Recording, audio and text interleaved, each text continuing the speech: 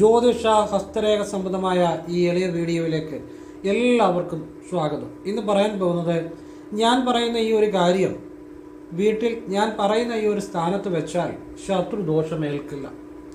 അതോടൊപ്പം ചൊല്ലേണ്ട ഭദ്രകാളിയുടെ ഒരു മന്ത്രമുണ്ട്, അത് ചൊല്ലേണ്ട ഒരു സമയമുണ്ട്.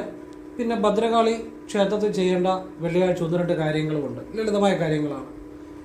ശത്രുദോഷം ഒരിക്കലും ഏൽക്കത്തില്ല. മാത്രമല്ല, ദിവസവും ഉയർച്ചകൾ, സമ്പത്ത്, അഭിവൃദ്ധിയൊക്കെ ഉണ്ടായിക്കൊണ്ടേയിരിക്കും. ആർക്കും നിങ്ങളുടെ ഉയർച്ചയെ തടുക്കുവാൻ പറ്റത്തില്ല.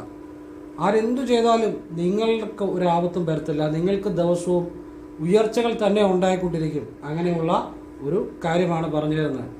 അതോടൊപ്പം ഈ വീഡിയോക്കകത്ത് ഞാൻ ഇപ്പം പശുവിനെയൊക്കെ വളർത്തി ഉപജീവനം നടത്തുന്ന ആളുകളുണ്ട്. അപ്പം മൃഗങ്ങൾക്ക് എന്തെങ്കിലുമൊക്കെ പ്രശ്നങ്ങൾ വന്നാൽ അത് ട്രീറ്റ്മെൻറ്റ് ചെയ്യുന്നതോടൊപ്പം ഞാൻ ഒരു പ്രത്യേക ക്ഷേത്രം പറയുന്നുണ്ട്. അവിടെ വഴിപാട് ചെയ്ത പെട്ടെന്ന് മാറ്റമുണ്ടായതായിട്ട് അനുഭവങ്ങൾ ഉണ്ടായിട്ടുണ്ട്. അത് ഏത് ക്ഷേത്രമാണ് എന്ന് പറയുന്നുണ്ട്. അതുപോലെ തന്നെ ആ ക്ഷേത്രത്തിൽ വണ്ടി സംബന്ധമായ, വാഹന സംബന്ധമായ കാര്യങ്ങൾക്കും വഴിപാടുകൾ ചെയ്താൽ പെട്ടെന്ന് മാറ്റം വരും. അതുപോലെ വളരെ ശക്തിയുള്ളൊരു ക്ഷേത്രമാണ്. ഞാൻ ആ ഒരു ക്ഷേത്രത്തെക്കുറിച്ചൊന്ന് പ്രതിപാദിച്ചു പോകുന്നുണ്ട്. അത് അനുഭവത്തിൻ്റെ അടിസ്ഥാനത്തിലാണ്. പിന്നെ അപ്പം വിശദമായിട്ട് ഈ കാര്യങ്ങളൊക്കെ പറയുന്നുണ്ട്. അതുകൊണ്ട് മുഴുവൻ കേൾക്കാൻ ശ്രമിക്കുക. നിങ്ങളുടെ ജീവിതത്തിൽ അത് ഗുണമുണ്ടാവും. അപ്പോൾ വീഡിയോ മുഴുവനായിട്ട്, പിന്നെ വഴിപാടുകൾ ആവർത്തിച്ച് ചെയ്യുന്നതിൻ്റെ ഒരു രഹസ്യം അതുകൂടെ പറയുന്നുണ്ട്. അപ്പോൾ മുഴുവൻ കാണാൻ ശ്രമിക്കുക. നിങ്ങൾക്കത് ഗുണം ചെയ്യും. ഇനിയും നേരിട്ട് കൺസൾട്ടിങ് ഇല്ല, വാട്സപ്പ് വഴി മാത്രമേ ഉള്ളൂ. നിങ്ങൾക്ക് ഹസ്തരേഖ, സംഖ്യാജ്യോതിഷം ഇതൊക്കെ നോക്കാനുണ്ടെങ്കിൽ വാട്സപ്പ് ഇടുക. ഫ്രീ ആകുമ്പോൾ ഞാൻ റിപ്ലൈ തരും. ഫോൺ വിളിച്ചാൽ കിട്ടത്തില്ല, നേരിട്ട് വന്നാലും നോക്കാൻ പറ്റത്തില്ല. കാരണം എപ്പോഴും വർക്കുകൾ വാട്സപ്പിലെ തന്നെ സമയത്തിന് തീരുന്നില്ല. അതുകൊണ്ടാണ് ഞാൻ എല്ലാവർക്കും റിപ്ലൈ തരാൻ പറ്റത്തില്ല. കാരണം എനിക്ക് ഒരുപാട് മെസ്സേജ് വരുന്നുണ്ട്. പറ്റുന്ന അത്രയും ആളുകൾക്ക് ഞാൻ റിപ്ലൈ തരും. എന്നിട്ട് ഞാൻ നോക്കുന്ന സമയം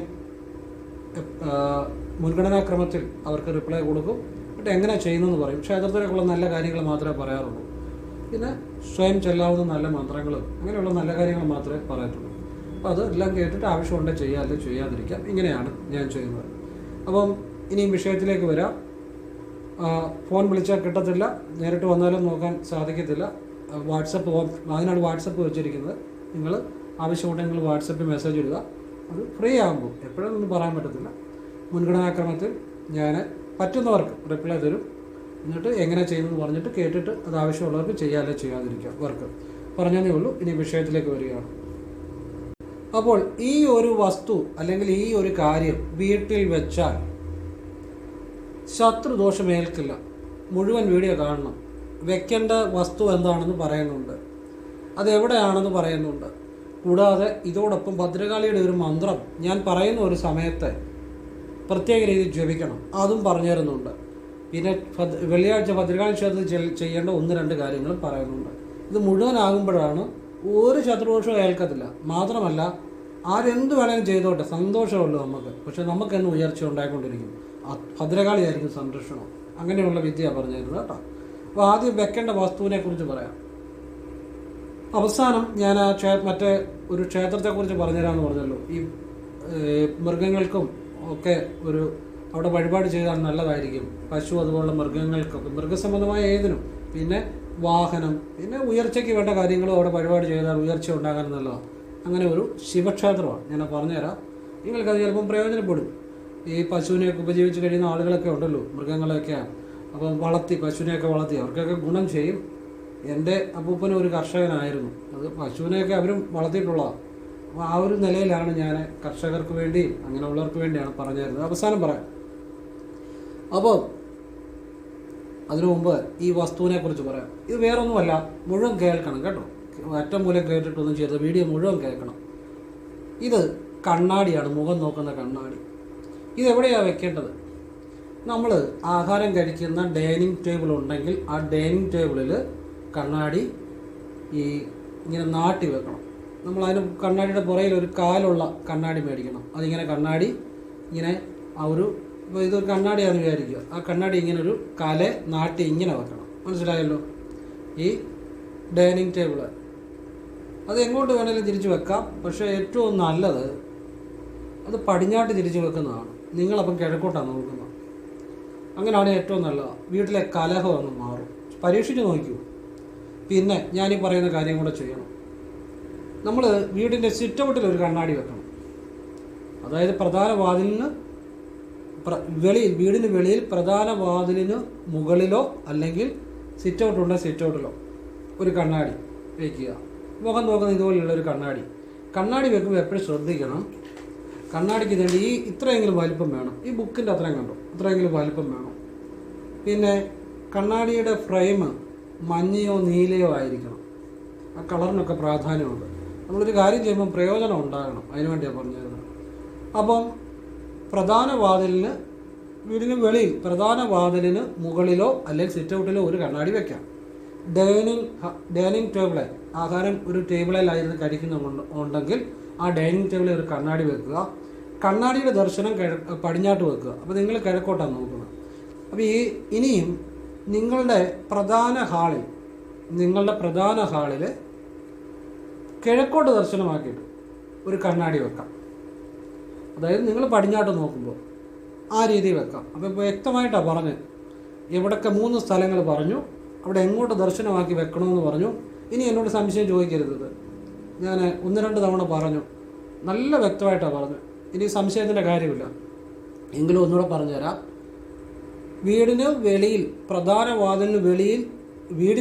പ്രധാന വാതിലിന് മുകളിലോ അല്ലെങ്കിൽ സിറ്റൗട്ട് ഉണ്ടെങ്കിൽ അവിടെയോ വീടിന് വെളിയിലായിട്ട് ഭിത്തിയിൽ വെക്കാം ഒരു കണ്ണാടി. അത് സിറ്റൗട്ട് ഉണ്ടെങ്കിൽ മതി, അല്ലെങ്കിൽ പ്രധാന വാതിലിന് മുകളിൽ വെക്കാം. അവിടെ എവിടെയെങ്കിലും ഒരു കണ്ണാടി വെക്കുക. നമ്മൾ വീട്ടിലേക്ക് കയറി വരുമ്പം നമ്മൾ കാണത്തക്ക രീതിയിൽ ഭിത്തിയിൽ ഒരു കണ്ണാടി വെക്കുക. അപ്പോൾ ആ കണ്ണാടിയുടെ ദർശനം കിഴക്കോട്ടായിരിക്കും, നമ്മൾ പടിഞ്ഞാട്ടാണ് നോക്കുന്നത്. ക്ലിയറായി. ഇനി നമ്മൾ ഭക്ഷണം കഴിക്കുന്ന ഡൈനിങ് ടേബിളിൽ ഒരു കണ്ണാടി വെക്കണം. ആ കണ്ണാടി പടിഞ്ഞാട്ട് നോക്കിയിരിക്കണം, നമ്മൾ കിഴക്കോട്ട് നോക്കണം. ക്ലിയർ ആയല്ലോ? അപ്പോൾ ഇതിൻ്റെ രഹസ്യം ഞാൻ പറഞ്ഞുതരാം. പിന്നെ നിങ്ങൾക്ക് പൂജാമുറി ഉണ്ടെങ്കിൽ കൃഷ്ണൻ്റെ ഫോട്ടോയോ കൃഷ്ണൻ്റെ ഈ മണ്ണിൽ ക്ലേയിൽ തീർത്ത ഇതുപോലെ വിഗ്രഹമോ ഉണ്ടെങ്കിൽ അതിൻ്റെ സമീപം ഒരു കണ്ണാടി വെക്കണം. ഇങ്ങനെയാണ് ചെയ്യേണ്ടത്. നിങ്ങൾ പരീക്ഷിച്ച് നോക്കൂ, നിങ്ങളുടെ വീട്ടിലെ കലഹങ്ങൾ വളരെ മാറും. എത്ര ഈ വഴക്കും പ്രശ്നങ്ങളും ഉള്ളിടത്തും കണ്ണാടി ഈ വിധവും സ്ഥാപിച്ച് നോക്കിക്കൂ. ഒരാഴ്ച അല്ലെങ്കിൽ 1 മാസം അല്ലെങ്കിൽ ഒരു 3 മാസം നിങ്ങൾ ചെക്ക് ചെയ്ത് നോക്കിക്കൂ, കലഹങ്ങളൊക്കെ അപ്പാടെ മാറും. ഇതിനകത്ത് ചില രഹസ്യങ്ങളുണ്ട്, അത് ഞാൻ പറഞ്ഞുതരാം.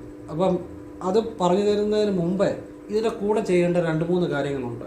കുളി കഴിഞ്ഞ് തല തോർത്തിക്കഴിഞ്ഞ് ഇടതുകാല് മുന്നോട്ട് വെച്ച് ഇടതു കൈ നെഞ്ചോട് ചേർത്ത് വെച്ച് ഓം കാളി കാളി മഹാകാളി ഭദ്രകാളി നമസ്തുതേ കുലം ച കുലധർമ്മം ച മാം ച പാലയ പാലയ ഒരു തവണ വാഗൊണ്ട് ജപിക്കുക. ഇത് ജപിക്കുമ്പോൾ ഇടതുമൂക്കിനുള്ളിലെ ശ്വാസത്തെ ശ്രദ്ധിച്ചു വേണം ജപിക്കാൻ. അതുപോലെ ശ്വാസം എടുക്കുകയും വിടുകയും ചെയ്യാം. ഇടതുമൂക്കിനുള്ളിൽ മനസ്സുകൊണ്ട് ശ്രദ്ധിച്ചാൽ മതി. അതിനുശേഷം ഇനിയും പറയുന്നതാണ് ഏറ്റവും വലിയ സംഭവം പറയാൻ പോകുന്നത്. യാ ദേവി സർവഭൂതേഷു ബ്രഹ്മരൂപേണ സംസ്ഥിതേ നമസ്തസ്യേ നമസ്തസ്യേ നമോ നമസ്തസ്യേ. ഒന്നുകൂടെ പറയാം.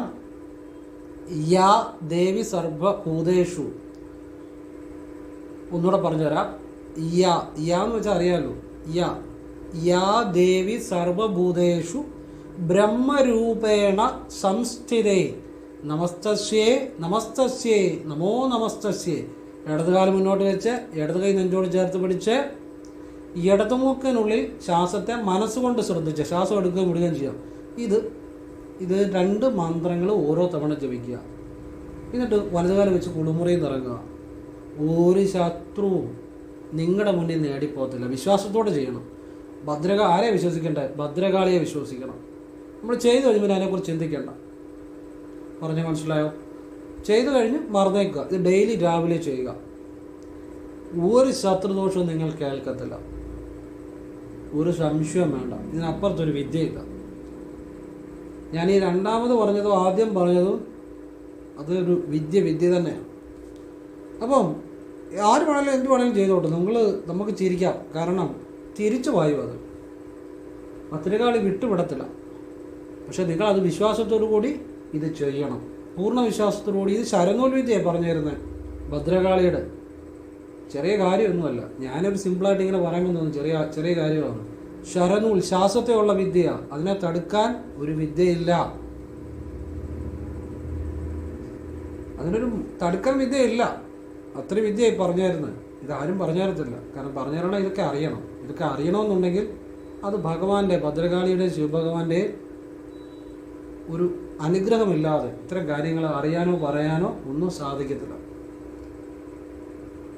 അത് എൻ്റെ ജന്മജന്മാന്തരങ്ങളായിട്ടുള്ള ജപവും തപസ്സും എൻ്റെ ആത്മാവിലുള്ള ആ സംസ്കാരം, അങ്ങനെയാണ് ഇത്തരം വിദ്യകളെല്ലാം എന്നിലേക്ക് എത്തിയത്.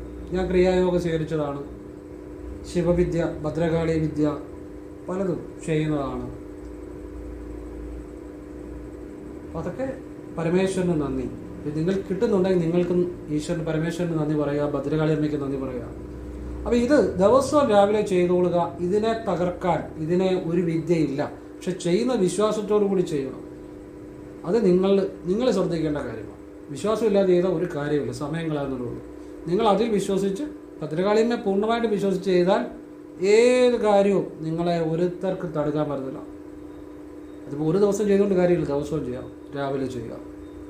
ഇനിയും നിങ്ങൾ വെള്ളിയാഴ്ച ഭദ്രകാളി ക്ഷേത്രത്തിൽ പോകുമ്പോൾ കടുംപായസം, ഭാഗ്യസൂക്ത പുഷ്പാഞ്ജലി, ചുവന്ന പൂക്കൾ കൊണ്ട് അർച്ചന ചെയ്യാൻ തിരുമേനിയോട് പറയുക. ഇത് മൂന്നും വെള്ളിയാഴ്ച രാവിലെ ചെയ്യുക. ഇത് സാധാ വെള്ളിയാഴ്ചകളെ ആവർത്തിക്കണം. മലയാള മാസം ആദ്യ വെള്ളിയാഴ്ച രാവിലെ അത് തലേദിവസമേ പറഞ്ഞ് ഏർപ്പാട് ചെയ്യണം. ഗണപതി ഹോമത്തിൽ ഭാഗ്യസൂക്ത മന്ത്രം ജപിച്ച് നാളും പേരും പറഞ്ഞ് ത്രിമധുരത്തിൽ മുക്കി ഹോമിക്കണം. 3 ഉരുവോ 11 ഉരുവോ, ഉരുവെന്ന് വെച്ചാൽ തവണ. അതിന് തലേദിവസം രസീത് എടുത്ത് തിരുമേനിയോട് പറഞ്ഞ് ഏർപ്പാട് ചെയ്ത് ദക്ഷിണയും കൂടെ കൊടുക്കുക. അപ്പം മലയാള മാസം ആദ്യ വെള്ളിയാഴ്ച രാവിലെ അങ്ങനെ ചെയ്യും. ഭാഗ്യസൂക്ത മന്ത്രം ജപിച്ചാൽ ഭാഗ്യസൂക്തം ജപിച്ച് നിങ്ങളുടെ നാളും പേരും പറഞ്ഞ് ത്രിമധുരത്തിൽ മുക്കി 3 ഉരു ഹോമിക്കുക. മതി, 3 ഉരു ഹോമിച്ചാൽ മതി, ധാരാളം. ഇത് മലയാള മാസം ആദ്യ വെള്ളിയാഴ്ച രാവിലെ അടുത്തുള്ള ഭദ്രകാളി ക്ഷേത്രത്തിൽ ചെയ്യുക.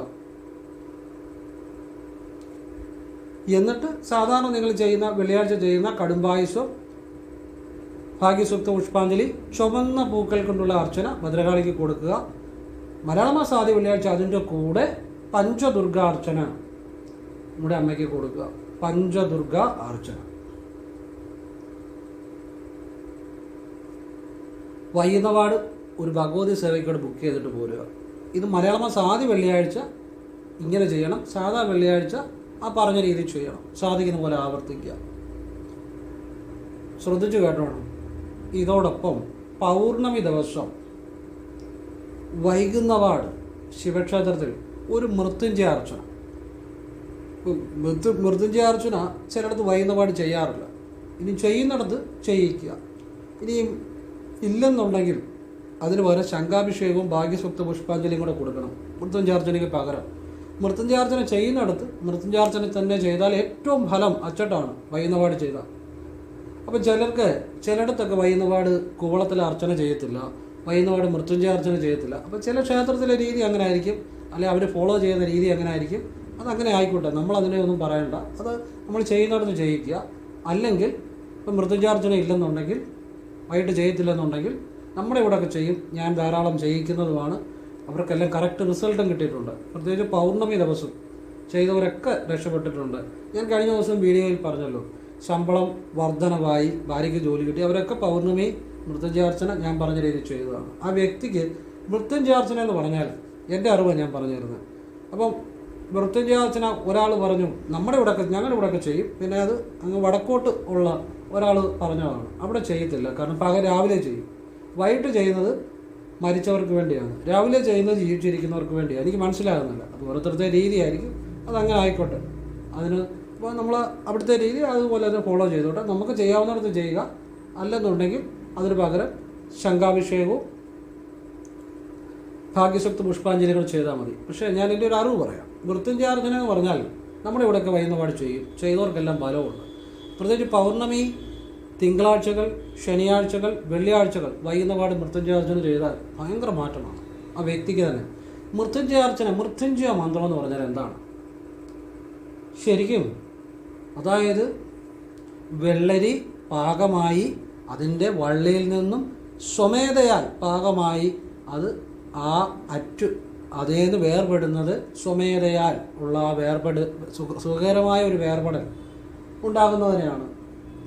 ആ രീതിയിലാണ് പ്രാണൻ നമ്മുടെ ശരീരത്തു നിന്ന് നമ്മുടെ ജീവിതകാലം മുഴുവൻ നമ്മളുടെ യഥാർത്ഥമായ ഈ ജീവിതം നമ്മുടെ യഥാർത്ഥ ആയുസ് എത്തുമ്പോൾ സ്വമേധയാൽ പ്രാണൻ ഒരു പ്രയാസം കൂടാതെ നമ്മളിൽ നിന്നും പോകുന്നതിനാണ് ആ ഒരു മൃത്യുഞ്ജയാർച്ചന.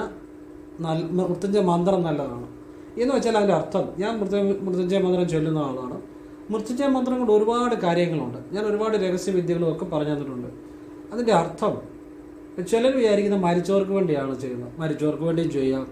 ജീവിച്ചിരിക്കുന്നവർക്കും മൃത്യുഞ്ജയാർച്ചന ശിവക്ഷേത്രത്തിൽ വൈകുന്നപാട് ചെയ്താൽ അയാളുടെ കർമ്മദോഷം മാറും. അപകട മരണങ്ങൾ, അപമൃത്യുകൾ ഉണ്ടാകത്തില്ല ആ വ്യക്തിക്ക്. കാരണം മൃത്യുഞ്ജയാർച്ചന എന്നാന്ന് അറിയാത്തതുകൊണ്ടായി അങ്ങനെയൊക്കെ അത് മരിച്ചവർക്ക് വേണ്ടിയാണെന്ന് പറയുന്നത്. മരിച്ചവർക്ക് വേണ്ടിയും ചെയ്യാം, നല്ലത് തന്നെയാണ്. പക്ഷേ ജീവിച്ചിരിക്കുന്നവർക്ക് ചെയ്താൽ അതിനെക്കാട്ടിയും ഫലമാണ്. മരിച്ചവർക്ക് ചെയ്താലും ഫലം, അവർക്ക് ആത്മാവിനും ഗുണമുണ്ടാകും. ജീവിച്ചിരിക്കുന്നവർക്ക് ചെയ്തവരെല്ലാം രക്ഷപ്പെട്ടിട്ടുണ്ട്. എന്ന് വെച്ചാൽ സ്വമേധയാൽ കാലമെത്തി, ഇപ്പം നിങ്ങൾക്ക് ഈശ്വരൻ വിധിച്ചിരിക്കുന്ന ആയുസ് മുഴുവൻ അനുഭവിച്ച് തീർത്ത് സ്വമേധയാൽ ആ ഈശ്വരനെ പ്രാപിക്കുന്നതാണ് മൃത്യുഞ്ജയ മന്ത്രം. പറഞ്ഞാൽ മനസ്സിലായി. അതിൻ്റെ അർത്ഥം എന്ന് വെച്ചാൽ അതിൻ്റെ ഇടയ്ക്ക് നിങ്ങൾക്ക് പെടുമരണങ്ങളോ ആപത്തുകളോ അപമൃത്യുകളോ ഉണ്ടാകത്തില്ല. അപ്പം നമുക്ക് ആയുസ് കൂടുന്നതിന്, അല്ലെങ്കിൽ നമുക്ക് ഈശ്വരൻ അനുവദിച്ചു തന്നിരിക്കുന്ന മുഴുവൻ ആയുസ്സും അനുഭവിച്ച് തീർക്കുന്നതിനുള്ള ഭഗവാനോടുള്ള ഒരു പ്രാർത്ഥനയാണത്. ഓം ത്രയംബകം യജാമഹേ സുഗന്ധിയും പുഷ്ടിവർദ്ധനം ഉർവാരുക്കമിവ ബന്ധനാത് മൃത്യുർ മുക്ഷീയ മാമൃതാത്. അപ്പോൾ ആ വെള്ളരിക്ക, ആ വെള്ളരിയുടെ ആ വള്ളിയിൽ നിന്നും സ്വമേധയാൽ അതിൻ്റെ കാലം എത്തിക്കഴിയുമ്പോഴല്ലേ അത് ശരിയായ സമയത്ത് വേർപെടുന്നതിനെയാണ്. അപ്പം അത് നമ്മുടെ ആ പ്രാണനാണെങ്കിലും നമ്മുടെ ശരീരത്തു നിന്ന് നമ്മൾ ജീവിക്കേണ്ട ആയുസ് മുഴുവൻ ജീവിച്ച് തീർത്തിട്ട് സ്വമേധയാൽ വേർപെടുന്നതിനെയാണ്. അത് ആയുസ് മുഴുവൻ അനുഭവിക്കാൻ വേണ്ടി, ആയുസ് കൂട്ടാൻ വേണ്ടിയാണ്. അപ്പോൾ ഒരാൾക്ക് വേണ്ടി അത് ചെയ്താൽ എത്ര നല്ലതായിരിക്കും. അപ്പോൾ രാവിലെ ചെയ്യുന്നത് നല്ലതും വൈകിട്ട് ചെയ്യുന്നത് ചെയ്യാൻ പറ്റത്തില്ലെന്നൊക്കെ എനിക്കറിയത്തില്ല. അതിപ്പോൾ എന്തെങ്കിലും ആയിക്കോട്ടെ, ഓരോരുത്തരുടെ രീതികളാണ്. നമ്മുടെ ഇവിടെ ഒന്നുമല്ല. അതൊക്കെ ചില ഏരിയകളിൽ, ചില ഒരു സ്ഥലങ്ങളിലൊക്കെ അതൊക്കെ പലരുടെയും അവർ ഫോളോ ചെയ്യുന്ന രീതിയായിരിക്കും. അത് അവരുടെ രീതി ഒക്കെ അങ്ങനെ ഫോളോ ചെയ്യട്ടെ. അപ്പം ഞാൻ അങ്ങനെ ഉള്ളിടത്ത് നമ്മളിപ്പോൾ ഒന്നും പറയാൻ പോകണ്ട, നമ്മൾ വേറെ വഴിപാട് ചെയ്യുക, അല്ലെങ്കിൽ ചെയ്യുന്നിടത്ത് പോയി ചെയ്യുക. ഞാൻ കൃത്യമായിട്ട് മൃത്യുഞ്ജയാർച്ചന ചെയ്തവരൊക്കെ രക്ഷപ്പെട്ടിട്ടുണ്ട്. പ്രത്യേകിച്ച് ശിവക്ഷേത്രത്തിൽ വൈകുന്നപാട് ചെയ്താൽ ആ വ്യക്തിയുടെ കർമ്മദോഷം മാറും, ആ വ്യക്തിയുടെ പാപങ്ങൾ മാറും, ആ വ്യക്തി ഏറ്റവും നല്ല ഉയർച്ച ഐശ്വര്യം ഒക്കെ ഉണ്ടായി വരും. ഞാൻ പറഞ്ഞില്ലേ, ശമ്പള വർധനം ഉണ്ടായ അദ്ദേഹത്തിന് വൈകുന്നപാട് മൃത്യുഞ്ജയാർച്ചന ചെയ്യുക. ഒരു വീട്ടിൽ കലഹം ഉണ്ടെങ്കിൽ ആ വ്യക്തിയുടെ പേര് വൈകുന്നപാട് മൃത്യുഞ്ജയാർച്ചന ചെയ്ത് നോക്കിക്കേ, അയാളുടെ ആ സ്വഭാവം മാറി ഏറ്റവും നല്ല വ്യക്തിയായിട്ട് തരും. ഇതൊക്കെ എത്രയോ ആളുകൾക്ക്, 10,000-കണക്കിന് ആളുകൾക്ക് ചെയ്ത് അനുഭവമായിട്ടുണ്ട്. പലർക്കും ഞാൻ നമ്മുടെ ഇവിടെയൊക്കെ ക്ഷേത്രങ്ങളെ അത് ചെയ്യും. ഇതേപോലെ കൂവളത്തിലാർച്ചന വൈകുന്നപാട് ചെയ്ത് നോക്കിക്കേ, പെട്ടെന്ന് ഫലം ഉണ്ടാകുന്നത്. ശിവക്ഷേത്രത്തിൽ വൈകുന്നപാട് ചെയ്താൽ ചിലടത്ത് രാവിലെ ചെയ്യത്തുള്ളൂ. അത് ഓരോരുത്തരുടെ രീതിയാണ്. അത് നമ്മളിപ്പോൾ അതിനൊന്നും പറയാൻ പോകണ്ട. അത് തന്നെ നമ്മൾ അംഗീകരിക്കുക, ചെയ്യുന്നിടത്ത് പോയി ചെയ്യിക്കുക, അല്ലെങ്കിൽ മറ്റു വഴിപാട് ചെയ്യുക, അതിന് തത്തുല്യമായത് അത്രയേ ഉള്ളൂ. അപ്പം വൈകുന്നപാട് മൃത്യുഞ്ജയാർച്ചന ചെയ്യുക. ഇനി അത് ചെയ്യുന്ന പൗർണമി ദിവസം വൈകുന്നപാട്, അപ്പോൾ അത് മൃത്യുഞ്ജയാർച്ചന ഇല്ലാത്തത് ശംഖാഭിഷേകമോ ഭാഗ്യസ്വത്ത് പുഷ്പാഞ്ജലി രണ്ടുകൂടെ കൊടുക്കണം. മൃത്യുഞ്ജയാർച്ചന ഉള്ളിടത്ത് അത് തന്നെ ചെയ്യുക. പിന്നെ നെയ്വിളക്ക്, ഒരു 10 രൂപയുടെ എള്ളെണ്ണ സമർപ്പിക്കുക. നെയ്വിളക്ക് പ്രത്യേകമായിട്ട് തെളിയിച്ച് ക്ഷേത്രത്തിൽ കിട്ടുന്ന 15-20 രൂപയുടെ നെയ്വിളക്ക് ഭഗവാന് സമർപ്പിച്ച് എന്നെ ഒന്ന് രക്ഷപ്പെടുത്തണം, ജീവിതമാർഗം നൽകണം. ഇത് പൗർണമി സന്ധ്യയ്ക്ക് ചെയ്തവരെല്ലാം രക്ഷപ്പെട്ടിട്ടുണ്ട്. എന്നിട്ട് ദീപാരാധന കണ്ട് തൊഴാൻ പറ്റുമെങ്കിൽ തൊഴുക, അല്ലെങ്കിൽ ഇത് സമർപ്പിക്കുക. നെയ്വിളക്ക് പ്രത്യേകമായിട്ട് എപ്പോഴും ഈ നെയ്വിളക്ക് പ്രത്യേകമായിട്ട് സമർപ്പിച്ചാൽ പെട്ടെന്ന് ഫലമുണ്ടാകും. ശിവക്ഷേത്രത്തിൽ എപ്പോഴും വൈകുന്നപാട് ചെയ്യുന്ന വഴിപാടുകളാണ് ഏറ്റവും കൂടുതൽ ഫലമുണ്ടാകുന്നത്. അപ്പോൾ രാവിലെ ചെയ്യുന്നതും ഫലം ഉണ്ടാകും, സംശയമൊന്നും വേണ്ട. പക്ഷേ വൈകുന്നപാടത്തെ വഴിപാടുകൾ ഒരു പെട്ടെന്ന് ഫലം ഉണ്ടാകും എന്നുള്ള ഒരു ശിവനെ വൈകുന്നപാട്, കാരണം വെച്ചാൽ നമ്മളുടെ പാപശമനവും കൂടെ ഉണ്ടാകും അവിടെ. വൈകുന്നപാട് ശിവക്ഷേത്ര ദർശനം ഒക്കെ പിന്നെ അനുഭവത്തിലും കണ്ടിരിക്കുന്ന അങ്ങനെയുള്ള കാര്യങ്ങളുണ്ട്. അതുകൊണ്ട് പറഞ്ഞാണ്. അപ്പോൾ ഇത് ഞാൻ എൻ്റെ അഭിപ്രായങ്ങളും എൻ്റെ അനുഭവങ്ങളാണ് പറഞ്ഞത്. നിങ്ങൾക്ക് ഇഷ്ടമുണ്ടെങ്കിൽ സ്വീകരിക്കുക, അല്ല തള്ളിക്കളയുക. എൻ്റെ അനുഭവങ്ങളാണ് പറഞ്ഞു തരുന്നത്. അപ്പോൾ ഇത് പൗർണമി ദിവസം വൈകുന്നപാട് ശിവക്ഷേത്രത്തിൽ ചെയ്ത ശേഷം പൗർണമി ദിവസം വൈകുന്നപാട് തന്നെ ഭദ്രകാളി ക്ഷേത്രത്തിൽ ഒരു രക്തപുഷ്പാഞ്ജലി ചെയ്യുക. മാസത്തിൽ 1 വീതം ആവർത്തിക്കുക. ആ വ്യക്തി എത്ര പ്രതിസന്ധിയിലാണെങ്കിലും ആ വ്യക്തിയെ ഭദ്രകാളി ഉയർത്തിക്കൊണ്ടുവരും, ശിവൻ്റെ അനുഗ്രഹം ഉണ്ടാകും. അപ്പോൾ ഇതുകൂടെ ചെയ്താൽ വളരെ നന്നായിരിക്കും. അപ്പോൾ അത് ഒരു ശത്രുദോഷവും ഏക്കത്തില്ല. ഇതിനപ്പുറത്ത് ശരനൂൽ വിദ്യ ഞാൻ പറഞ്ഞു തന്നു ഭദ്രകാളിയുടെ, അതിനപ്പുറത്തൊന്നുമില്ല. അതാണ് അതിൻ്റെ രഹസ്യം. ഇത് നിങ്ങൾ പ്രയോജനപ്പെടുത്തുക, എന്തും മനസ്സിലാക്കി ചെയ്യുക, എന്തിനു വേണ്ടി ചെയ്യുന്നു എന്നുള്ളത്. നമ്മുടെ അമ്പലത്തിൽ ക്ഷേത്രത്തിലൊക്കെ മണി അടിച്ചിട്ട് തിരുമേനിമാർ കയറാറുണ്ട്. അവിടെ മണി അടിക്കുന്നത് ആ ദേവനെ ഉണർത്തുക എന്നൊരു സങ്കല്പത്തിലാണ്. അങ്ങനെ സങ്കല്പം ഉണ്ടാകും, അത് ശരി തന്നെ, അത് ശരി തന്നെ, അത് ശരിയാണ്. പക്ഷെ അതിന് വേറൊരു വശമുണ്ട്. എന്താണെന്നറിയോ? ഈ പ്രപഞ്ചം നിറഞ്ഞു നിൽക്കുന്ന ബോധമായ ഈശ്വരനെ ഉണർത്തേണ്ട കാര്യമില്ല. ബോധമായ ചൈതന്യമായ എനർജിയായ ഈശ്വരനെ ഉണർത്തേണ്ട കാര്യമില്ല. ഇവിടെ നമ്മൾ ആ മണിയടിക്കുമ്പം നമ്മുടെ ആ മണിയടിക്കുന്ന വ്യക്തിയുടെ ഉള്ളിലെ ആ ബോധത്തെയാണ് ഉണർത്തുന്നത്. കാരണം പൂജ ചെയ്യാൻ പോവുക, ബോധം ഉണരുക, ജാഗ്രതമായിട്ടിരിക്കുക, അതാണ് മണിയടിച്ച്. അതിന് ഒരു വശമാണ് ഞാൻ പറഞ്ഞത്. ഇതുപോലെ നമ്മൾ പല കാര്യങ്ങളും മനസ്സിലാക്കി വെച്ചിരിക്കുന്നത് ഇത് ശരിയായിട്ട് രീതിയിലാണെങ്കിൽ അതുകൊണ്ട് ഫലം പെട്ടെന്ന് കിട്ടും. ഈ ഇടതുകാല് മുന്നോട്ട് വെച്ച ഇടത് കൈ കൊണ്ട് ഞാൻ ആ പറഞ്ഞതിൻ്റെ രഹസ്യം എന്താണ്? ഇടത് ഭാഗത്തെ അംഗങ്ങൾ ആക്റ്റീവ് ആകുമ്പോൾ റൈറ്റ് ബ്രെയിൻ ആക്റ്റീവ് ആകും. റൈറ്റ് ബ്രെയിനിലാണ് ഭാവന, സജഷൻ ഉള്ളത്. ഈ സിദ്ധന്മാരും യോഗീശ്വരന്മാരും എല്ലാം ഈ റൈറ്റ് ബ്രെയിൻ്റെ കഴിവാണ് ഉപയോഗപ്പെടുത്തുന്നത്.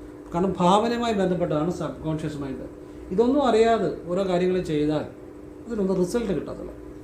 ഇപ്പം ഞാൻ പറഞ്ഞ വഴിപാടുകൾ ചെയ്ത് ഒരു വ്യക്തിക്ക് എൻ്റെ 20 ലക്ഷത്തിന് മേൽ കടം വീടി എന്ന് അദ്ദേഹം എൻ്റെ വാട്സപ്പിൽ അദ്ദേഹം എൻ്റെ വാട്സപ്പിൽ അദ്ദേഹം മെസ്സേജ് ഇട്ടു. ഞാനത് ഇന്നലെ വീഡിയോ പറഞ്ഞിരുന്നു. അത് എന്തുകൊണ്ടാണ് മാറിയത്? ഞാൻ അതുപോലെ വ്യക്തിഗതമായിട്ട് വേണ്ട കാര്യങ്ങളാണ് പറഞ്ഞു കൊടുത്തത്. അത് അദ്ദേഹം അതുപോലെ ആത്മാർത്ഥമായിട്ട് വിശ്വാസത്തോടു കൂടി ചെയ്തു. അതുകൊണ്ടാണ് ഫലമുണ്ടായത്. അങ്ങനെ ചെയ്താൽ ഫലം ഉണ്ടാവില്ല, ഫലം ഉണ്ടാകത്തില്ല. അത് ശരിയായിട്ട് പറഞ്ഞ് വേണ്ട കാര്യം ശരിയായിട്ട് ചെയ്തുകൊണ്ടും അത് ആത്മാർത്ഥമായിട്ട് ചെയ്തുകൊണ്ടും കൂടിയാണ്. അല്ലാതെ ചുമ്മാ കുറേ കാര്യങ്ങൾ ചെയ്യുന്നതിലോ നമ്മളെന്തോക്കെ മനസ്സിലാക്കി എന്തെങ്കിലുമൊക്കെ ചെയ്യുന്നതിലോ അല്ല കാര്യം. ഇപ്പം ക്ഷേത്രങ്ങളിൽ പൂജ ചെയ്യുന്ന പൂജാരിമാർ അവർ പ്രധാനമായിട്ടും ഫലമുണ്ടാകുന്നതിന് പൂജയെന്ന് വെച്ചാൽ പൂർണ്ണതയിൽ നിന്നുള്ള സങ്കല്പമാണ്. ആ പൂർണ്ണതയിൽ നിന്നുള്ള സങ്കല്പത്തോടു കൂടി ചെയ്യുമ്പോഴാണ് അത് പൂർണ്ണത ഉണ്ടാകുന്നത്. സങ്കല്പം പൂർണ്ണമായിരിക്കണം.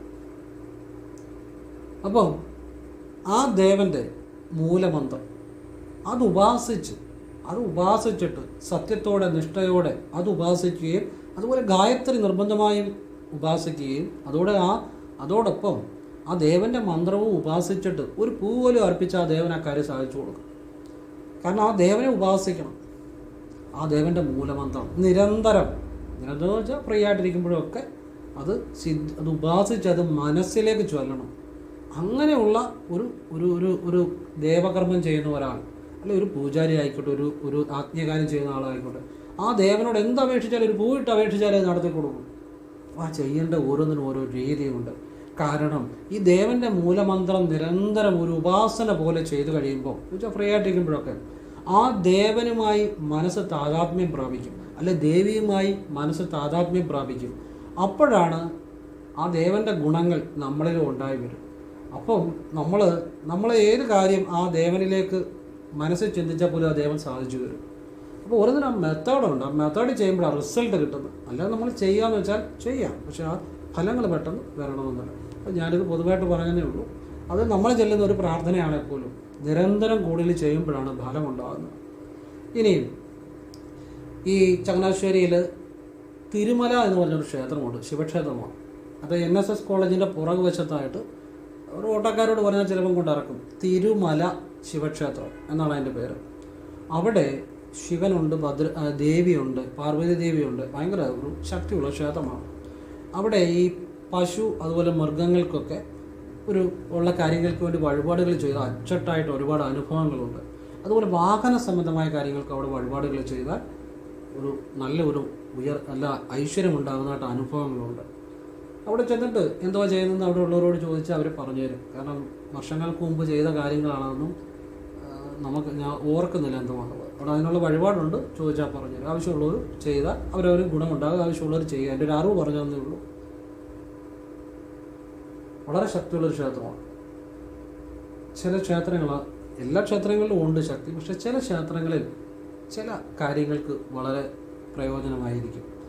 അതുപോലെ ഒരു പുതിയ പ്രസ്ഥാനം തുടങ്ങാനും ഒക്കെ അവിടെ തട്ടത്തിൽ വെച്ച് വഴിപാടൊക്കെ ഉണ്ട്, അത് ചെയ്യാം. പിന്നെ മൃഗങ്ങൾക്ക് വേണ്ടിയുള്ളത് അവിടെ എന്താണെന്ന് ചോദിക്കണം, അവർ പറഞ്ഞു തരും. പിന്നെ വാഹനത്തിന് വേണ്ടിയൊക്കെ അവിടെ എന്താണെന്ന് ചോദിച്ചാൽ അവർ പറഞ്ഞു തരും. തട്ടത്തിൽ വഴിപാട് വെച്ച് ജീവിത ഉയർച്ചയ്ക്ക് വേണ്ടിയുള്ള കാര്യങ്ങളാണ്. അപ്പം ഭഗവാനെ കുറിച്ച് ഞാൻ പറഞ്ഞതേ ഉള്ളൂ. നിങ്ങൾക്ക് ഇഷ്ടമുണ്ടെങ്കിൽ, നിങ്ങൾക്ക് താല്പര്യമുണ്ട്, പോവുക, ചെയ്യുക, അതൊക്കെ നിങ്ങളുടെ ഇഷ്ടം. എൻ്റെ അറിവ് പറഞ്ഞതേ ഉള്ളൂ കേട്ടോ. അപ്പം അത് ആവശ്യമുണ്ടെങ്കിൽ പ്രയോജനപ്പെടുത്തുക. ഇനിയും നമ്മൾ വഴിപാടുകൾ ആവർത്തിക്കണമെന്ന് പറയുന്നതിൻ്റെ ഒരു രഹസ്യം എന്താണ്? കാരണം നമ്മളുടെ മനസ്സ് എപ്പോഴും ചലിക്കുന്നത്, സ്റ്റേബിളല്ല. മനസ്സ് എപ്പോഴും മാറിക്കൊണ്ടിരിക്കും. അപ്പം നമ്മൾ ഇപ്പോൾ ഒരു തവണ വഴിപാട് ചെയ്യുമ്പോൾ നമ്മുടെ മനസ്സ് ആ ചെയ്യുന്ന കാര്യത്തിൽ വരണമെന്നില്ല. അല്ലെങ്കിൽ രണ്ടാമത്തെ തവണ ചെയ്യുമ്പോൾ നമ്മുടെ മനസ്സ് ആ കാര്യത്തിൽ വരണമെന്നില്ല. മൂന്നാമത്തെ തവണ ചെയ്യുമ്പോഴും ചിലപ്പോൾ നമ്മുടെ മനസ്സ് ആ കാര്യത്തിൽ വരണമെന്നില്ല. എപ്പോഴാണോ നമ്മൾ ചെയ്യുന്ന ആ വഴിപാട് ചെയ്യുമ്പോൾ നമ്മുടെ മനസ്സ് ആ ഒരു കർമ്മത്തിൽ വരുന്നത്, അപ്പോഴാണ് ബലം ഉണ്ടാകുന്നത്, അപ്പോഴാണ് ആ ഈശ്വരനുമായിട്ട് കണക്റ്റ് ആകുന്നത്. അത് ചിലപ്പോൾ 11 തവണ ചെയ്യുമ്പോഴായിരിക്കും, ചിലർക്ക് ചിലപ്പോൾ 6 മാസം വരെ പിടിക്കാം, ചിലർക്ക് ചിലപ്പോൾ 1 കൊല്ലം ചെയ്യേണ്ടതായി വരാം. അപ്പം അത് നമ്മുടെ മുന്നിൽ ആവർത്തിക്കുക എന്നുള്ള വഴിയേ ഉള്ളൂ. കാരണം നമ്മുടെ മനസ്സ് എപ്പോഴും മാറിക്കൊണ്ടിരിക്കുന്നതാണ്. അപ്പം കൂടുതൽ ആവർത്തിക്കുമ്പോൾ ഏതെങ്കിലും ഒരു തവണ നമ്മുടെ മനസ്സ് ശരിയായിട്ട് ആ ഈശ്വരനെ വരും ആ വഴിപാട് ചെയ്യുന്ന സമയത്ത്. അന്നോട്ട് ജീവിതം മാറി. അത് ചിലർക്ക് ചിലപ്പോൾ ആദ്യം തന്നെ സംഭവിക്കും, ചിലർക്ക് ചിലപ്പോൾ ആവർത്തിക്കേണ്ടി വരും. അതുകൊണ്ടാണ് ഞാനൊരു കണക്കിട്ട് കൊടുക്കാത്തത്. അത് നിങ്ങളുടെ ഉള്ളിലെ ബോധം, നിങ്ങളുടെ മനസ്സിൻ്റെ ശക്തി, നിങ്ങളുടെ ഭക്തി അനുസരിച്ചാണ് ആ ഫലം വരുന്നത്. അത് നമുക്കൊരു കണക്കിട്ട് കൊടുക്കാൻ പറ്റത്തില്ല. ഇപ്പോൾ 11 വെള്ളിയാഴ്ച ചെയ്യുക എന്ന് പറഞ്ഞാൽ അവിടെ ഇരിക്കുന്ന ആ ദേവനല്ലേ ദേവി, നിങ്ങളെ ചിലപ്പം 11 വെള്ളിയാഴ്ച കഴിഞ്ഞായിരിക്കും നിങ്ങളുടെ മനസ്സ് ആ ദേവന് ചൊല്ലുന്നത്. അപ്പോൾ അത്രയും കൊണ്ട് നിർത്തിയാൽ നിങ്ങൾക്ക് ചിലപ്പോൾ നല്ല അനുഗ്രഹം കിട്ടേണ്ട ഇല്ലാതായിപ്പോവും. നിങ്ങളപ്പോൾ ആവർത്തിക്കുക, നിങ്ങളെക്കൊണ്ട് സാധിക്കുന്ന പോലെ ആവർത്തിക്കുക. അതാണ് അതിൻ്റെ രഹസ്യം. പിന്നെ നമ്മളൊരു പ്രാർത്ഥന ചൊല്ലിയാലും അല്ലെങ്കിൽ ഒരു വഴിപാട് ചെയ്താൽ, ഇപ്പോൾ ഇന്നും പുത്തങ്കാവുമ്പലത്തിൽ വന്ന് ഞാൻ തന്നെ പറഞ്ഞിട്ട് സ്ഥലക്കച്ചവടം നടന്നു. തിരുവനന്തപുരത്തു നിന്നാണ് അവർ, നെയ്യാറ്റുകര. അവിടുന്ന് ഇവിടെ വന്ന് പുത്തങ്കാവുലമ്മയ്ക്ക് നേർന്നതാണ്, അറുനാഴി പായസം ചെയ്തു. ഒരു സ്ഥലക്കച്ചവടം നടന്നു കഴിഞ്ഞാൽ ഞാൻ തന്നെ പറഞ്ഞു കൊടുത്ത കാര്യം. അത് ഇങ്ങനെ എത്ര സ്ഥലക്കച്ചവടങ്ങളെ എന്തെല്ലാം ഞാൻ പല വീഡിയോകളായിട്ട് പറഞ്ഞിട്ടുണ്ട്. എത്ര അനുഭവങ്ങളാണ്. എന്തുകൊണ്ടാണ് സാധിക്കുന്നത്? ഞാൻ പറഞ്ഞു കൊടുത്തുകൊണ്ട് തന്നെയാണോ? അല്ല, അവരത് ശരിയായിട്ട് ചെയ്തുകൊണ്ടാണ്. കാരണം കുളിച്ചീറനോടെ ഭദ്രകാളിയമ്മയെ പ്രാർത്ഥിക്കുന്ന ഒരു വിദ്യയുണ്ട്. അത് ചെയ്തു കഴിഞ്ഞ് പിന്നെ ഞാൻ പറഞ്ഞിട്ടുണ്ട് അതേക്കുറിച്ച് ചിന്തിക്കരുതെന്ന്. ചിന്തിച്ചാൽ പോയി. കാരണം ചിന്തിച്ചാൽ സംശയമുള്ളതുകൊണ്ടാണ്. അത് അമ്മയോട് നേർന്നു കഴിഞ്ഞ് പിന്നെ മറന്നേക്കണം. പിന്നെ അത് അമ്മ അങ്ങനെ ചെയ്തവർക്കാണ് ബലം ഉണ്ടായിരിക്കുന്നത്. അല്ലാതെ വെറുതെ നേർന്നുകൊണ്ടൊന്നും ഒരു ബലം ഉണ്ടാകത്തില്ല. അത് എന്തുകൊണ്ടാണെന്നറിയാമോ? നമ്മളിപ്പോൾ ഒരു ക്ഷേത്രത്തിൽ ചെന്ന് വഴിപാട് ചെയ്തു, നമ്മൾ പിന്നെ അതിനെക്കുറിച്ച് ചിന്തിക്കേണ്ട. എന്ന് വെച്ചാൽ ആ ദേവന് വിശ്വാസമുള്ളതുകൊണ്ടാണ്. ആ വിശ്വാസം ഉണ്ടെങ്കിലേ അത് നടക്കത്തുള്ളൂ. അല്ലാതെ അമ്പലത്തിൽ പോയെന്ന് പറഞ്ഞിട്ടോ വഴിപാട് ചെയ്തെന്ന് പറഞ്ഞിട്ടോ ഞാൻ കുറേ ചെയ്തെന്ന് പറഞ്ഞിട്ടോ ഒരു കാര്യമില്ല. അങ്ങനെയുള്ളൊരു ചെയ്യേണ്ടത് ഞാൻ പറയുന്നത്. ചെയ്യാൻ മറക്കുക. വിശ്വാസം വേണം. അത് വിശ്വാസം ഉണ്ടേന്ന് പറഞ്ഞ് നടക്കുന്നതല്ല വിശ്വാസം. വിശ്വാസമുള്ളവർ പിന്നെ അതിനെക്കുറിച്ച് മിണ്ടത്തില്ല. എന്ന് വെച്ചാൽ അവർക്കറിയാൻ നടക്കുമെന്ന്. അതാ വിശ്വാസം. നമ്മളൊരു കാര്യം ചെയ്യുമ്പോൾ പല ആളുകൾക്കും ഫലം കിട്ടാത്തതിൻ്റെ കാര്യം, അവർക്കൊരു കാര്യം നടക്കത്തില്ല എന്ന വിശ്വാസം നടക്കുമെന്ന വിശ്വാസത്തെക്കാൾ കൂടുതലാണ്. അവർ കൂടുതലും വിശ്വസിക്കുന്ന ഒരു കാര്യം നടക്കത്തില്ല എന്നാണ്. ഇപ്പോൾ മക്കൾക്ക് വേണ്ടി ഒരു കാര്യം ചെയ്തു, അവർ നന്നാകത്തില്ല എന്ന് അവർ ഏറ്റവും കൂടുതൽ വിശ്വസിക്കുന്നത്. അതിലും കുറച്ചാണ് നന്നാകുമെന്ന് വിശ്വസിക്കുന്നത്. അല്ലെങ്കിൽ വഴിപാട് ഫലം കാണുമെന്ന് വിശ്വസിക്കുന്നത് ഏറ്റവും കുറച്ചാണ്. ഏറ്റവും കൂടുതൽ വിശ്വാസം അവൻ നന്നാകത്തില്ല എന്നുള്ളതാണ്. അപ്പോൾ അതുകൊണ്ടാണ് ആ ഫലം, വഴിപാട് ചെയ്ത ഫലം കിട്ടാത്തത്. എന്നാൽ അവൻ വഴിപാട് ചെയ്താൽ അവൻ നന്നാകത്തില്ല എന്ന് കുറച്ച് വിശ്വാസവും വഴിപാട് ചെയ്താൽ ഫലം ഉണ്ടാകുമെന്ന് കൂടുതൽ വിശ്വാസവും ഉണ്ടെങ്കിൽ ഫലം ഉണ്ടാകും. അതായത് നടക്കത്തില്ല എന്നതിനേക്കാൾ കൂടുതൽ വിശ്വാസം നടക്കുമെന്നുള്ള കാര്യത്തിൽ നിങ്ങൾക്ക് വേണം. അപ്പോഴാണ് ഫലം ഉണ്ടാകുന്നത്. ഞാൻ ഗുരുവിൽ നിന്ന് ക്രിയാകുണ്ടലിനി പ്രാണായാമം പഠിച്ചു. അപ്പോൾ ഗുരു എനിക്ക് പറഞ്ഞു തന്നത് എല്ലാവർക്കും പറഞ്ഞു തന്ന ഒന്നാണ്. പക്ഷെ എനിക്ക് അനുഭവം ഉണ്ടാകണമെന്നുണ്ടെങ്കിൽ അത് ശരിയായിട്ട് നടക്കും, അത് ചെയ്ത അനുഭവമാകും എന്ന് എനിക്ക് വിശ്വാസം ഉണ്ടെങ്കിൽ അതെനിക്ക് അനുഭവത്തിൽ വരത്തുള്ളൂ. എനിക്ക് വിശ്വാസം അത് ഫലമാകത്തില്ല എന്ന വിശ്വാസമാണ് കൂടുതലെങ്കിൽ ഫലമാകത്തില്ല. അത് വഴിപാടിനെ കുറ്റം പറഞ്ഞിട്ടോ ഗുരുവിനെ കുറ്റം പറഞ്ഞിട്ടോ വിദ്യയെ കുറ്റം പറഞ്ഞിട്ടോ കാര്യമില്ല. അതുകൊണ്ട് ഇപ്പോൾ ഒരുപാട് മക്കൾ നന്നായിട്ടുണ്ട്. കടുംബായസവും രക്തപുഷ്പാഞ്ജലിയും ഭദ്രകാളിക്ക് ചെയ്ത് അവർക്കൊക്കെ ഒരുപാട് ആളുകളുടെ അനുഭവം എനിക്കറിയാം. എന്നാൽ ചിലർക്ക് ചിലപ്പം ശരിയാകത്തില്ല. എന്തുകൊണ്ടാണെന്നറിയോ? ഇവർ ഈ വഴിപാട് വെച്ച് കഴിഞ്ഞാൽ ഇവരുടെ ആദ്യം ചിന്തിക്കുന്നത് എന്നാണെന്നറിയോ? ആ അവൻ ആര് വിചാരിച്ചാലും നന്നാകത്തില്ല. ആ വിശ്വാസമാണ് കൂടുതൽ. അതും ശരിയാ, ആ വിശ്വാസം കൂടുതലാണെങ്കിൽ അവൻ നന്നാകത്തില്ല. ആരുടെ കുഴപ്പമാണ്? നിങ്ങളുടെ ചിന്താഗതിയുടെ കുഴപ്പമാണ്, നിങ്ങൾ മനസ്സിലാക്കിയിരിക്കുന്ന കാര്യങ്ങളുടെ കുഴപ്പമാണ്. അത് വേറെ ആർക്കൊന്നും ചെയ്യാൻ പറ്റത്തില്ല. കാരണം നിങ്ങളുടെ ഉറച്ച വിശ്വാസം അവൻ നന്നാകത്തില്ലെന്നാണ്. പിന്നെ എങ്ങനെ നന്നാകാനാ? നിങ്ങൾ ഉറച്ച് വിശ്വസിക്കുക, അവൻ നന്നാകുമെന്ന് നിങ്ങൾ കൂടുതലായിട്ട് വിശ്വസിക്കുക, അവൻ നന്നാകും. ആ വഴിപാട് വിശ്വസിക്കുക, അവൻ നന്നാകും. ഭദ്രകാളിയിൽ കൂടുതൽ വിശ്വസിക്കുക, ഏത് കാര്യത്തിലും പരിഹാരമുണ്ട്.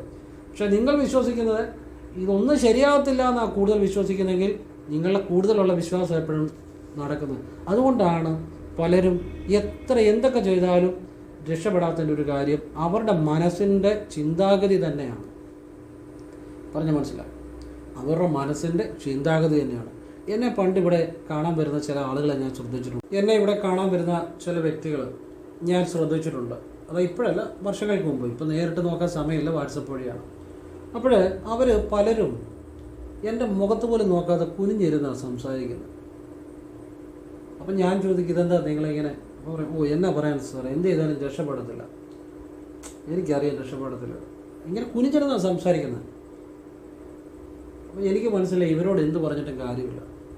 കാരണം അവരൊന്നും സ്വീകരിക്കാൻ തയ്യാറല്ല, അക്സെപ്റ്റ് ചെയ്യാൻ തയ്യാറല്ല. അവർ തന്നെ ധരിച്ചിരിക്കുന്നത് ഇവർ രക്ഷപ്പെടത്തില്ലെന്നാണ്. അങ്ങനെയുള്ളവരെ ആർക്കൊന്നും ചെയ്യാൻ പറ്റത്തില്ല. പക്ഷേ ഞാൻ ചില കാര്യങ്ങൾ പറഞ്ഞു കൊടുക്കും.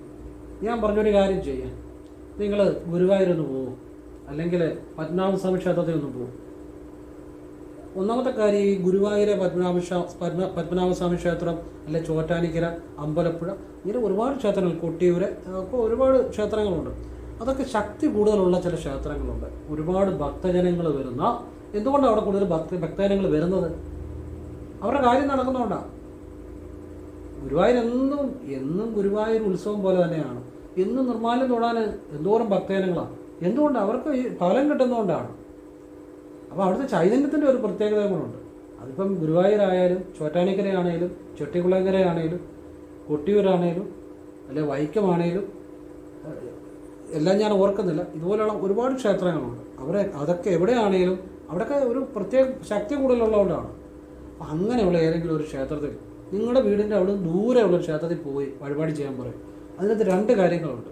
ഒന്ന്, ചൈതന്യം കൂടിയ ക്ഷേത്രങ്ങളിൽ പോകുമ്പോൾ നമുക്ക് നമ്മുടെ ജീവിതത്തെ മാറ്റാനുള്ള ഒരു ശക്തി നമ്മുടെ ജീവിതത്തിലേക്ക് ഭഗവാന്റെ അനുഗ്രഹത്താൽ കടന്നു വരും. രണ്ട്, യാത്ര മൈൻഡ് ബ്ലോക്ക് മാറ്റും. യാത്ര മൈൻഡ് ബ്ലോക്ക് മാറ്റും. എന്തുകൊണ്ടാണ് മൈൻഡ് ബ്ലോക്ക് മാറ്റുന്നത്? യാത്രയ്ക്ക് പുതിയ അനുഭവങ്ങളാണ്, പുതിയ അനുഭവങ്ങൾ. ഓരോ യാത്രയും പുതിയ അനുഭവങ്ങളാണ്. അതൊരു ക്ഷേത്രത്തിലേക്കാകുമ്പം അത് ആ ഈശ്വര ചൈതന്യവുമായി ബന്ധപ്പെട്ടാകുമ്പം നമ്മുടെ ഉള്ളിലെ ആത്മീയ ബോധവും ഉണരും. പിന്നെ വലിയ ചൈതന്യമുള്ളൊരു ക്ഷേത്രമാകുമ്പം വലിയ അനുഗ്രഹം നമുക്ക് കിട്ടും. അങ്ങനെ ഒരു യാത്ര നടത്തിയിട്ട് വഴിപാട് ചെയ്ത് കഴിയുമ്പോൾ ഇദ്ദേഹത്തിന് ഫലം കാണും. കാരണം ഇയാളുടെ മൈൻഡ് മാറും, ഇയാളുടെ ചിന്താഗതി മാറും. അതായത് ഞാൻ വഴിപാട് ചെയ്താൽ എനിക്ക് ബലമുണ്ടാകും എന്ന ഒരു വിശ്വാസം മനസ്സിൽ വന്നു കഴിയുമ്പോഴാണ്, അതിനെ അക്സെപ്റ്റ് ചെയ്യുമ്പോഴാണ് അയാൾ മാറുന്നത്. അക്സെപ്റ്റ് ചെയ്യാത്തടത്തോളം കാലം അത് ആരെന്ത് ചെയ്താലും ദൈവം പോലും വിചാരിച്ചാൽ രക്ഷപ്പെടത്തില്ല. അപ്പം നമ്മളാണ് നമ്മളുടെ വിധി നിശ്ചയിക്കുന്നത്.